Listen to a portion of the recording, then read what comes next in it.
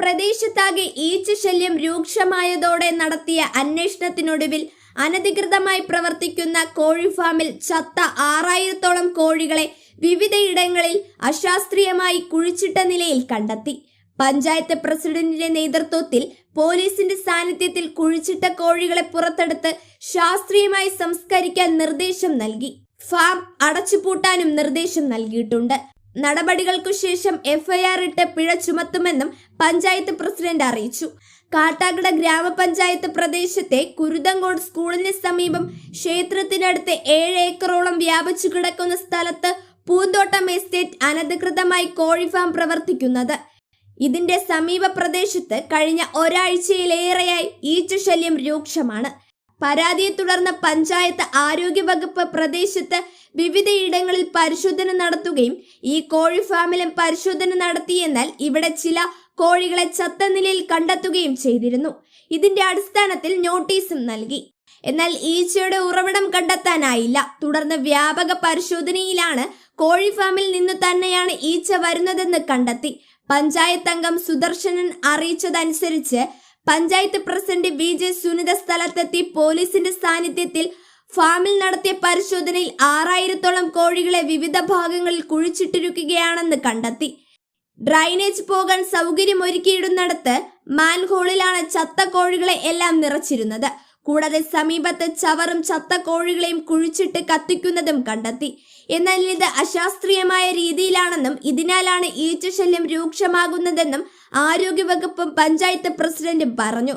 തുടർന്ന് ചത്ത കോഴികളെയെല്ലാം പുറത്തെടുത്ത് ഇവയെ ശാസ്ത്രീയമായി സംസ്കരിക്കുന്നതിന് വേണ്ട നടപടികൾ സ്വീകരിച്ചു. ഫാമിൽ ശേഷിക്കുന്ന അവശനിലയിലുള്ള കോഴികളെ നീക്കം ചെയ്യണമെന്ന് നിർദ്ദേശവും നൽകി. രാത്രി വൈകിട്ടും നടപടികൾ തുടരുകയാണ്. പൂർണ്ണമായും ഇവ നീക്കം ചെയ്ത ശേഷം മാത്രമേ പഞ്ചായത്ത് പ്രസിഡന്റ് ഉൾപ്പെടെയുള്ളവർ സ്ഥലത്ത് നിന്ന് പോകുകയുള്ളൂ.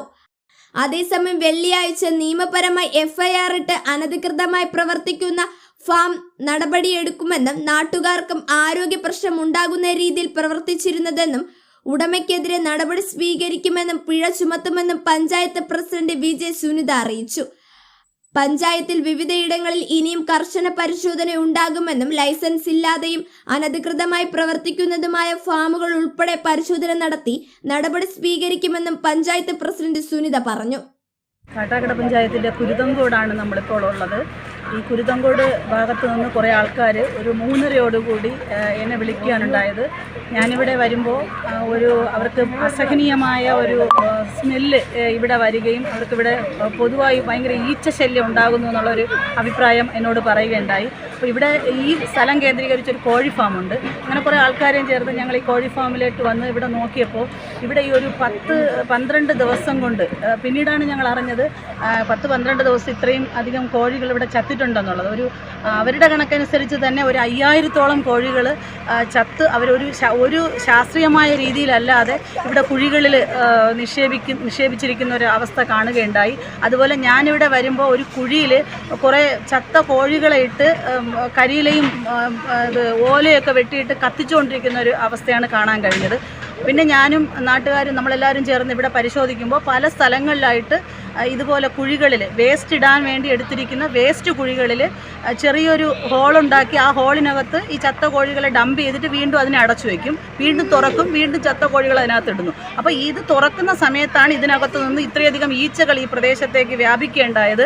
ഇപ്പം നാട്ടുകാർ പറഞ്ഞതനുസരിച്ച് ഒരു 10 ദിവസം 12 ദിവസമായി ഈ ഭാഗത്ത് വീടുകളിലത്രയും ഭയങ്കരമായ ഈച്ചശല്യവും വല്ലാതെ അവർക്ക് എന്താണെന്ന് മനസ്സിലായാലും ഒരു ഈച്ചശല്യം മാത്രമാണ് അവർക്ക് ആദ്യം അനുഭവപ്പെട്ടത്. ഇപ്പം ഞാനും മെമ്പറൊക്കെ ഇവിടെ വന്നതിന് ശേഷം നമ്മൾ ഇങ്ങോട്ട് വന്നിട്ടാണ് നമുക്ക് മനസ്സിലായത് ഇവിടുത്തെ ഈ കോഴികൾ ചത്തിട്ടാണ് ഇവിടുത്തെ ഇത്രയും ഒരു മാലിന്യ പ്രശ്നം ഉണ്ടായതെന്നാണ്. കാരണം എനിക്ക് വലിയ അസുഖം വന്നു. രാവിലെ, ഉച്ച, വൈകുന്നേരം ഈ സമയങ്ങളിൽ ഭയങ്കര വയറുവേദന. അതുകൊണ്ട് ഞാൻ ഡോക്ടറിൻ്റെ കാണിച്ചു.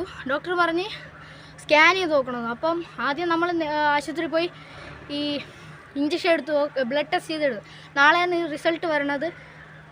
പോസിറ്റീവാണെങ്കിൽ സ്കാൻ ചെയ്യാൻ പറഞ്ഞു. മിക്കവാറും എനിക്ക് പോസിറ്റീവാണ്. അത്ര വയറുവേദന സഹിക്കാം. സ്കൂളിൽ കിടക്കുമ്പോൾ അത്രയ്ക്കും അമ്മയെ വിളിച്ച് പറയാൻ തോന്നും. കാരണം അത്രയ്ക്കും വയറുവേദന എനിക്ക് സഹിക്കാൻ പറ്റില്ല. പിന്നീടാണ് മനസ്സിലായ ഈ കോഴികളെ, ഈ 5000 കണക്കിന് കോഴികളെ ഈ കൊന്നിട്ടിട്ട് ഈ ചത്തുപോയ കോഴികളെ ഇവിടെ കൊണ്ട് കത്തിച്ചിട്ട് ആ കോഴികൾ കാരണമാണ് ഈ അസുഖം വരുന്നതെന്നാണ് ഇപ്പോഴാണ് ഞാൻ അറിയുന്നത്. അത്രയും ആ വയറുവേദന അത്രയും സഹിച്ചാണ് ഞാൻ ഇവിടെ വന്ന് നിന്നത്.